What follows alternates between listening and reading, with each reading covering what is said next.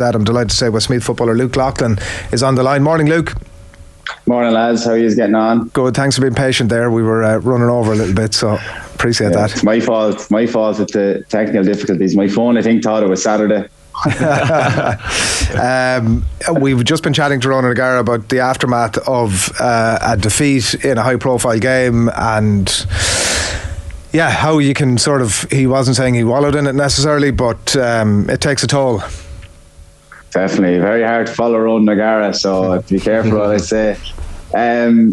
It's tough to take. Like, we obviously drew the game, but very much so in Westmeath it feels like a loss because we were so close. Like, I know there was a time at that stage, like in the game, where we thought we had to win by, I think, 4 or 5, and like we obviously worked on calls for that to go try and get goals, like, you know, throw the sink at it, kitchen sink at it basically. But we're lucky here in the way that we were straight into club football this week, and I suppose that's how you get on with it. Like, I was talking to someone during the week, maybe about defeats, and for 2 seconds when I was on the pitch, it's the worst moment, it's the worst feeling in the world. But then when you get a little older, you just think of things you're grateful for, you soak in the atmosphere, and you just worry how can you get better the next time, or how can you make sure that doesn't happen. And that's all you can do.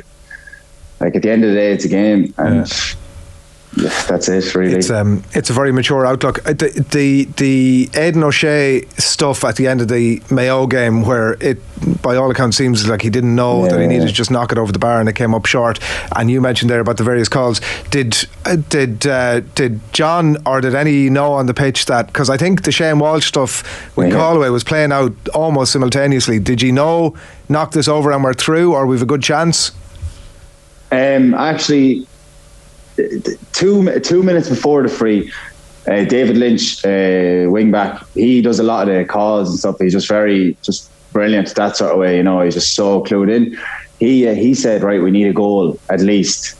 Okay. Because we felt like we were going to win, but then when Myler touched the ball on the ground and it was a free in, Lynchy, the same fella, said, he goes, if we score this and we just don't let them get the ball, we're through.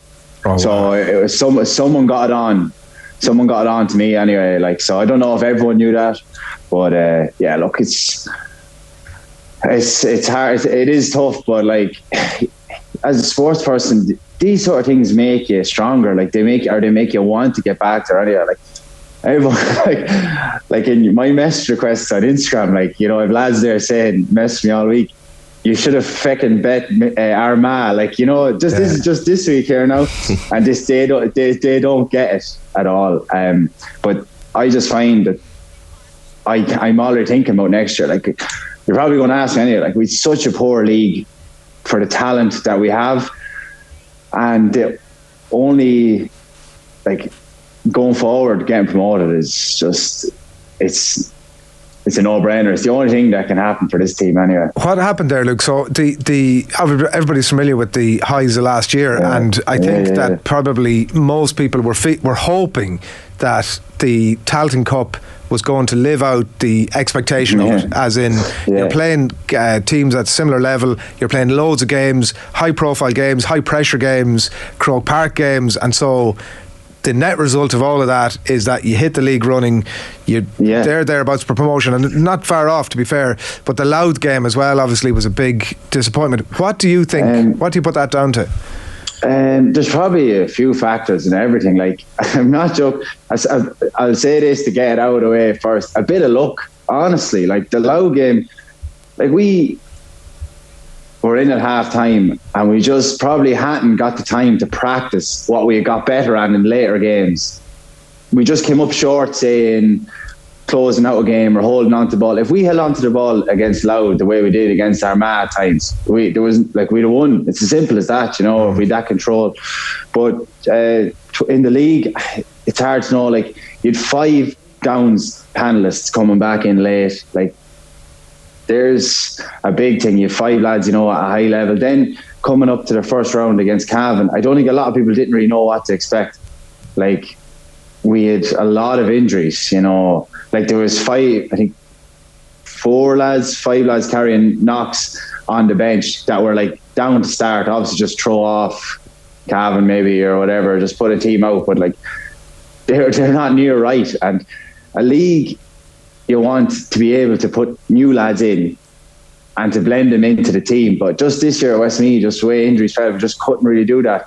And then I just found we just didn't really get much fluidity in a team, and that's very hard, you know, when you're trying different lads and getting used to a new coaching. And like, not that much has changed, but like J.O.'s influence is obviously, it's clear to see there towards the end with the way we played, but maybe he just didn't get long enough with us at the start of the year as well, you know. There's lots of things, maybe our pre-season as well didn't start early enough. But what do you mean by the J.O. influence?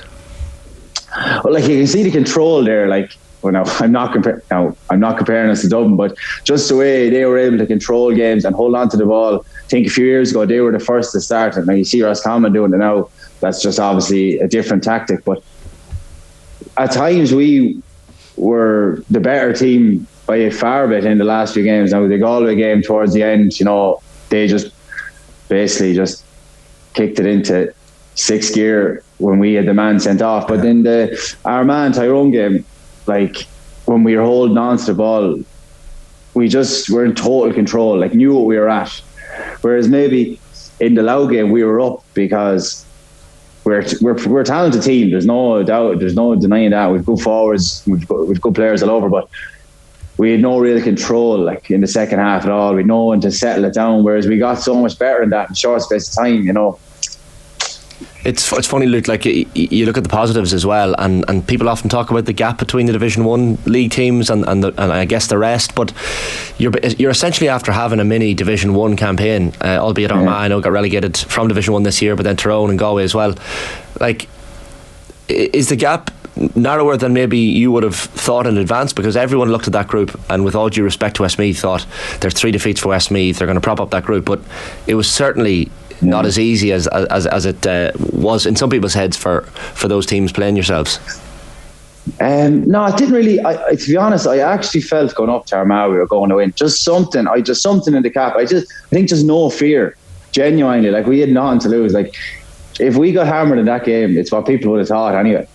So you know, that's what people. So we never bought into that, and the performance then obviously gave us great confidence going forward. Like, geez, we're not a mile off here. But like, there's a few small things with it. This is just my opinion. I think conditioning is a bit like, and maybe panel. You know, being able to bring lads in that are just as good as starters. Like, I just think the top teams have genuine, like, better players on the bench sometimes.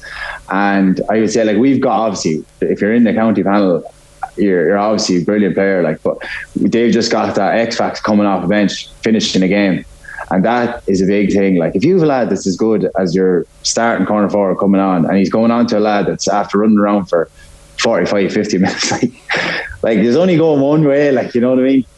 Is that squad thing, is that improving in Westmeath? Like, are the players there, I suppose, is what I'm asking. Like, do you think over the next couple of years that can be amended to where Westmeath have 20, 22, 23 players that can come in and do damage? Yeah, definitely, yeah. Just it's getting the younger lads up to the conditioning of, say, maybe the older lads. Like, you go out and watch a club game there, and a young lad he could be the best player on the pitch, but just put him on a county pitch and it's just not the same. It's hard to explain, like, the difference. Like, even some lads might get, well, like, I'm not just saying this, but Canavan there, like, he's coming now, how many years? Like, he's obviously a brilliant player and so talented, but, like, he's turned into a man now, like, and it's just, he might not be the biggest, but see him at the weekend just bouncing off lads, you know. Like, there's not many lads like that able to do that from a young age, you know. Just as we wrap up, Luke, I was interested in your comment about, like, the bit of slice of luck that could have gone your way. Like, I took from what you were saying that, so I was at the Kildare game last year and there was only 3 points between the teams at the end, but it felt like an awful lot, and there was a chance to win it. Westmeath got a goal at the end, but obviously didn't materialise. But it did feel as if there was more than 3 points between them. While been at some of the games this year, like you've described, it feels like looking at Westmeath, it's very clear that they're playing at their level against some of the best teams in the country. Do you feel that that's in terms of like the old cliche about turning the corner, but that's now Westmeath's level? Yeah, well, like that's what we have to be striving for. Like if you're not growing or trying to get better, you're going nowhere, like, to be honest. And you obviously want to get to the top. So for us to get there, like, I'm not saying we're going to win All Ireland here, or I'm not going to say that, but like, you want to be making strides, and especially with, just say, on a personal level, like, I want to leave the jersey in a better place than I got. So when I got it, it was in around the same Division 2, Division 3. So you want to be a top Division 2 team. That's where I'm at least striving for, because then those Division 2 teams are able to beat Division 1 teams. It's kind of all in and around the same level, So yeah, it's not that the levels are. There's a clear difference between Division 1 and everyone else, but the top Division 2 teams aren't too far off. So you just have to be striving to get better every year, Yeah, the difficulty now will be that people expect you'll have no more disrespect to the likes of Shane saying did you overperform or any of the, or I know our producer texted you about overperformance. Not me. I'm not having any of that. That's alright. It's alright. The glitch, you could have talked about that there with the glitch there a few minutes past. No, it's alright. But you were saying, like, you had the fellas in your Instagram message request. Like, is that a common thing? Yeah, I would be. Yeah, well, just there, like, I would post, not so much now the last while, been quite kind of quiet on social media, but just kind of in terms of, say, my sobriety and trying to live a better life, you would get, say, people nearly asking for some sort of advice on how to get out of the rut they're in or whatever. Or basically, my problem is I can't say no to anyone. I just cannot say no. And I'm like, if someone comes up to me in the street and wants to talk about, say, Lomans, and like he's talking bad mouthing them, I'm there listening, like, as if, and if anyone heard the conversations, like, I'm talking about them, So yeah, that's all good fun, at the end of the day. It's not too light. You have to take everything with a pinch of salt and be quite lighthearted and enjoy it. That's the most important thing. Yeah, well, you're a great ambassador for sobriety, and we've spoken to you in depth about that before. We'll chat to you about it again down the track, and I hope that we're chatting to you again in 6-8 months after promotion and 8-9 months after a good run into deep into the All Ireland as well. So yeah, sounds good. Bit of luck. We'll do that. Luke, thanks a million. Lads, have a good weekend. Take it easy.